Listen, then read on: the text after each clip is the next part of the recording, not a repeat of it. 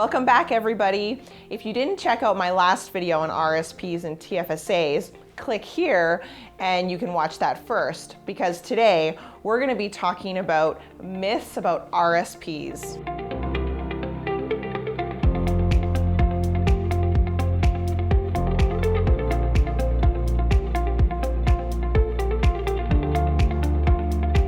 So, RSPs, man, they've got a bad rep for sure. You've probably heard people tell you not to invest in RSPs, avoid them. They'll only get you into so much trouble down the road. So I want to actually have a conversation about that, because RSPs definitely have their place, but it is not completely wrong that there can be some issues that people can encounter. So the biggest question is, how much is too much? So how much should you actually have in RSPs before you stop? It's a really hard question to answer, because it'll make a difference if you have a pension through your company or you don't. But definitely when people start getting $300,000, $400,000, $500,000 in their RSPs, there definitely needs to be planning around how much more should you put in, because if you are younger, let's say you're in your 40s or early 50s, and if you're not planning to actually start taking out of your RSPs until you're, say, 71, then if you have $500,000 in there at 45, you could end up with a pretty substantial RSP, which can get you into trouble when you start to take it out.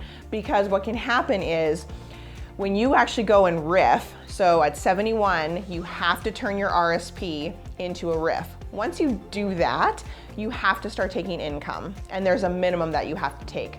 So why people tend to dislike RSPs is because they get themselves into a situation where they get forced to start taking out at 71, and then because their income is so large from their pensions and all these other sources, they end up getting their government benefits clawed back. And it's this clawback that gives RSPs a bad rep.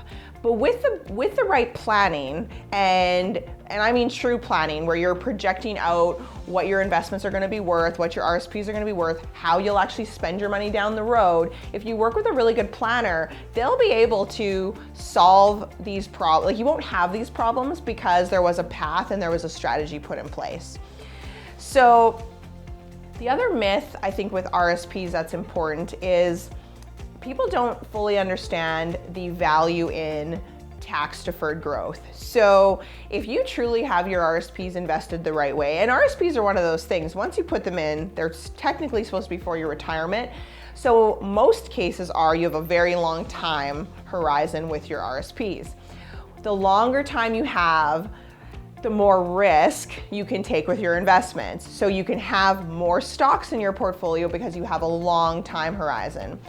Now I need to put a little warning in here that just because you can buy more stocks doesn't necessarily mean you should, because you have to take into account your ability to handle risk and your ability to handle markets moving up and down.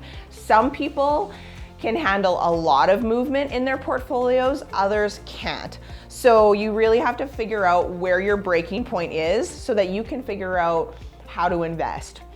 Now, if you're making on average, say 7% a year over the long term, the value in that tax deferred growth is huge. It's honestly, people do not give it the weight it deserves, but if you have $100,000 and you make $7,000 and you don't have to pay any income tax on that $7,000, then that just keeps compounding for you, and that's more money that's in there to grow. So this is a really huge value that people majorly underestimate. When should you start putting money into RSPs? Okay, this is a good question. And I think because we now have the ability to invest in a tax-free savings account, this is a really important question. When I was 18, there wasn't a tax-free savings account. So me putting money into an RSP made sense because I would get that tax deferred growth and I wouldn't be paying income tax on everything I earned. But now that there's a TFSA option, it's kind of important to figure out when you should be investing into RSPs. For example, if you're a student and your income's low, there's really no point in putting money into an RSP at that point, because you don't really have any income to offset. And one of the major advantages of an RSP is that it brings down your your taxation. So if you're making $100,000, you put in $10,000, your true income for the year is actually $90,000, and you're gonna get back that spread. The spread is extremely important, and the tax bracket that you're in is very important when it comes to an RSP.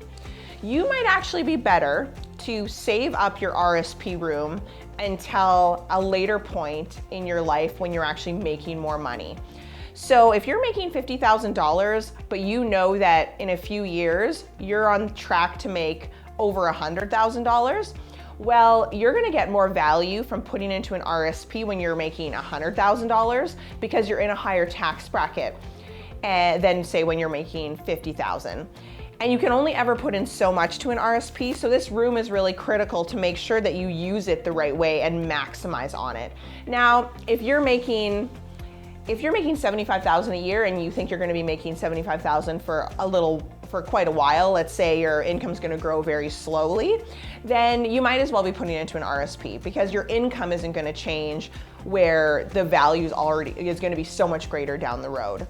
But for sure, if you're making under $50,000, then maybe using the TFSA as a place to invest is a better option. Because remember, you can always take the money from your TFSA and put it into an RSP later on. So follow me here.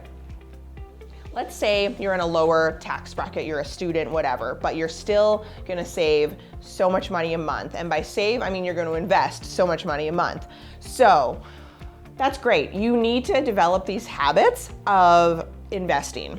So put your money away, let it build in your TFSA. Even if you've earmarked it for retirement, what's great about this is once you are working, making good money, then you can actually move your investments from your TFSA and literally move them over to your RSP. Now what's great here is you're gonna now, whatever tax bracket you're in at this point, let's say you're making 100 grand, you put that, let's say you had built up $20,000 in your TFSA and you go and you now put that in your RSP for a contribution for the year.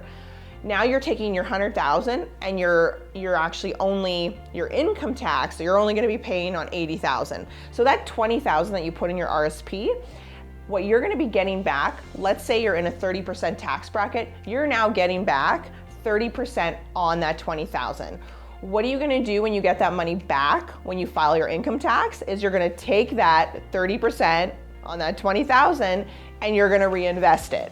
So you're gonna actually maybe add that back to your TFSA because you've got this money back on your taxes. Now you see how the magic of compounding is gonna happen. You keep taking that tax return from doing those RSP contributions and you just let it build and build and build and continue to work for you. And remember, invest so you can keep buying those lattes.